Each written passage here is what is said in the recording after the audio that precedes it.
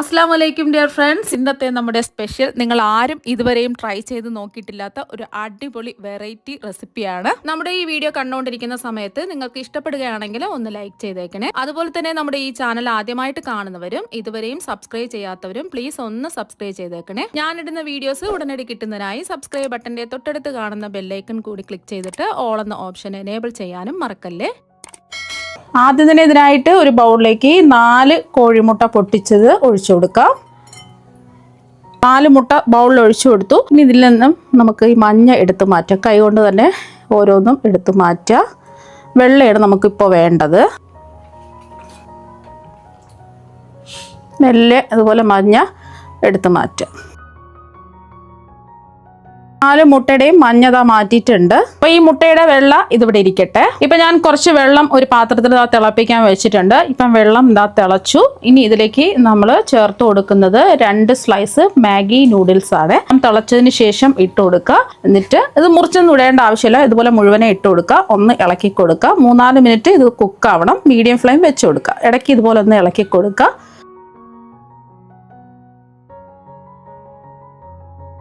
അപ്പം നമ്മൾ Maggi noodles തിളച്ച വെള്ളത്തിലിട്ട് കുക്ക് ചെയ്യാൻ തുടങ്ങിയിട്ട് ഒരു 4-5 മിനിറ്റ് ആയിട്ടുണ്ട്. നമ്മൾ പിടിച്ച് നോക്കുന്ന സമയത്ത് അറിയാൻ പറ്റും വെന്തിട്ടുണ്ടോ എന്ന്.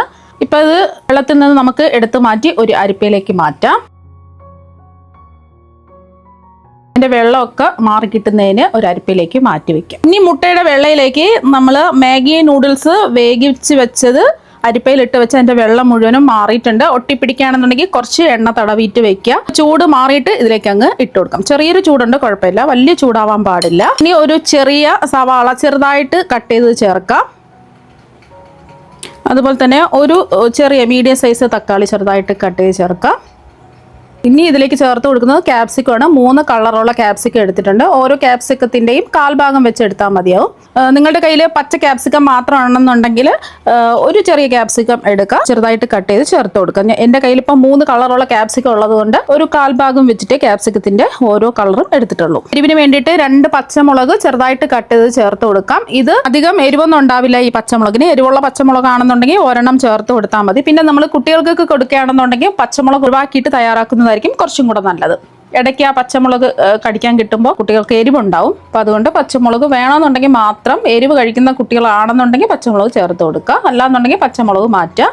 ഇനി ഇതിലേക്ക് നമ്മൾ ചേർത്ത് കൊടുക്കുന്നത് ഒരു 1/2 ടീസ്പൂൺ കുരുമുളക് പൊടിയാണ് ചേർത്ത് കൊടുക്കുന്നത്.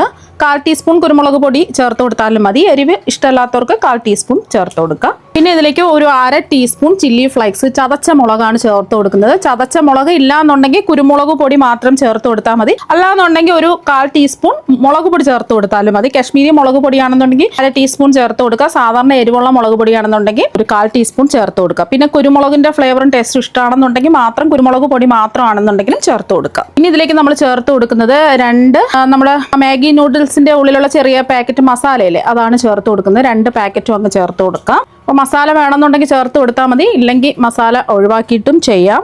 ഗരം മസാലപ്പൊടിയും ചിക്കൻ മസാലപ്പൊടിയും ഒക്കെ കുറച്ച് ചേർത്ത് കൊടുക്കുക. 1/2 ടീസ്പൂൺ വീതം ചേർത്ത് കൊടുക്കുക. ഞാനിപ്പോൾ അതിൻ്റെ ഉള്ളിലുള്ള മസാല പൗഡറാണ് ചേർത്ത് കൊടുത്തിട്ടുള്ളത്. മസാല പൗഡർ ചേർത്ത് കൊടുക്കുമ്പോൾ പ്രത്യേക ഒരു മണവും ടേസ്റ്റും ഒക്കെ ആയിരിക്കും. കുട്ടികൾക്കൊക്കെ ഒരുപാട് ഇഷ്ടമാകും ഇങ്ങനെ ചെയ്യുമ്പോൾ.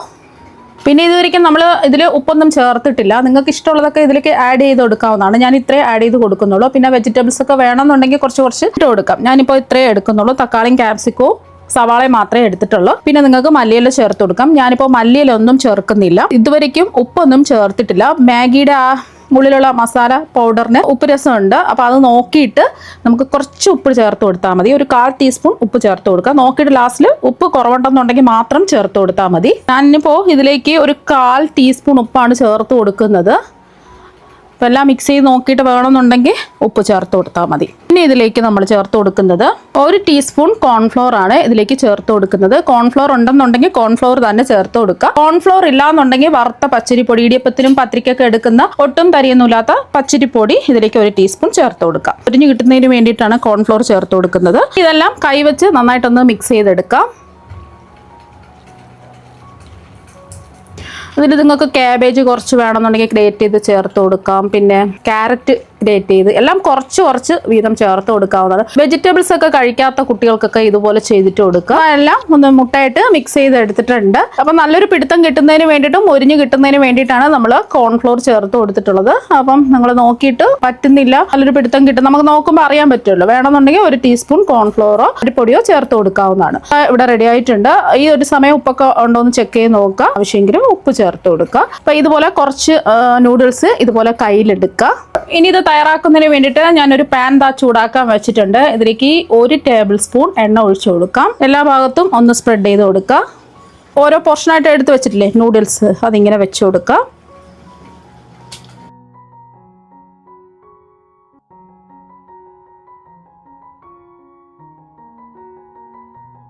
ഒരു സ്പൂൺ കൊണ്ട് ഇതുപോലെ നിരത്തി വെച്ച് കൊടുത്തതിന് ശേഷം നമ്മൾ മുട്ടയുടെ മഞ്ഞ മാറ്റി വെച്ചില്ലേ, ഇതിൻ്റെ മുകളിലായിട്ട് ഒഴിച്ചു കൊടുക്കാം. അപ്പോൾ 4 മുട്ടയുടെ മഞ്ഞയും ഇതിലേക്ക് മുകളിൽ ഇങ്ങനെ ഒഴിച്ചു കൊടുക്കുക. അപ്പോൾ അതാ 4 മുട്ടയുടെയും മഞ്ഞ ഒഴിച്ചു കൊടുത്തിട്ടുണ്ട്. മഞ്ഞയുടെ മുകളിലായിട്ട് ഒരു നുള്ളു ഉപ്പ് ഇട്ട് കൊടുക്കുക. ഇതുപോലെ മഞ്ഞയുടെ ഭാഗത്ത് മാത്രം ഇതിട്ട് കൊടുക്കാം. കുറച്ച് ചില്ലി ഫ്ലേക്സും കൂടെ ഇടാം. വേണമെന്നുണ്ടെങ്കിൽ മുളക് പൊടി ചേർത്ത് കൊടുക്കാം. അപ്പോൾ ഫ്ലെയിം കുറച്ച് വെച്ച് കൊടുക്കുക. എന്നിട്ട് മൂടി വെച്ച് കുക്ക് ചെയ്തെടുക്കാം. അപ്പോൾ നമ്മളിത് കുക്ക് ചെയ്യാൻ വെച്ചിട്ട് ഒരു 4 മിനിറ്റ് ആയിട്ടുണ്ട്. ഇനി തിരിച്ചിട്ട് കൊടുക്കാം. അപ്പോൾ ഈ വശം ഒന്ന് മൊരിഞ്ഞ് വരട്ടെ. അപ്പോൾ നമ്മൾ മറിച്ചിട്ട് കൊടുത്തതിന് ശേഷം 2-3 മിനിറ്റ് ഫ്ലെയിം കുറച്ച് വെച്ചിട്ട് കുക്ക് ചെയ്തെടുക്കുക. അപ്പോൾ അതാ ഇതിവിടെ റെഡി ആയിട്ടുണ്ട്. ഇതൊരു പ്ലേറ്റിലേക്ക് മാറ്റാം. അപ്പോൾ ഇതാ ഒരു പ്ലേറ്റിലേക്ക് മാറ്റിയിട്ടുണ്ട്. ചൂടോടുകൂടി തന്നെ കഴിക്കുക. ചൂട് മാറിക്കഴിഞ്ഞാലും നല്ല ടേസ്റ്റാണ്, ചൂടോടുകൂടി കഴിക്കാനും നല്ല ടേസ്റ്റാണ്. അപ്പോൾ കുട്ടികൾക്ക് ടിഫിൻ ബോക്സിലൊക്കെ കൊടുത്തു വിടാൻ പറ്റിയ ഒന്നാണിത്. ബ്രേക്ക്ഫാസ്റ്റ് ആയിട്ടും ഡിന്നറായിട്ടും നമുക്ക് കഴിക്കാവുന്നതാണ്. കാണാൻ തന്നെ നല്ല അടിപൊളിയായിട്ട് ഇരിപ്പുണ്ട്. ഇത് കാണുമ്പോൾ കുട്ടികൾ അറിയാതെ കഴിച്ചു പോകും. മുട്ടയൊക്കെ കഴിക്കാത്ത കുട്ടികൾക്ക് ഇതുപോലെ ചെയ്തിട്ട് കൊടുക്കുക. അപ്പോൾ ഇത് ഒരെണ്ണം മതി നമുക്ക് ബ്രേക്ക്ഫാസ്റ്റ് ആയിട്ട് കഴിക്കാൻ വേണ്ടിയിട്ട്. ഒന്ന് മുറിച്ച് കാണിച്ചു തരാം. കേട്ടോ, നല്ല സോഫ്റ്റ് ആയിട്ടാണ് ഇരിക്കുന്നത്. അപ്പോൾ നിങ്ങൾ ഇതുപോലെ ഒരു പ്രാവശ്യം ഒന്ന് ട്രൈ ചെയ്ത് നോക്കുക. തീർച്ചയായും നിങ്ങൾക്ക് എല്ലാവർക്കും ഒരുപാട് ഇഷ്ടമാകും. അപ്പോൾ നമുക്ക് മറ്റൊരു വെറൈറ്റി വീഡിയോ ആയിട്ട് വീണ്ടും കാണാം. താങ്ക്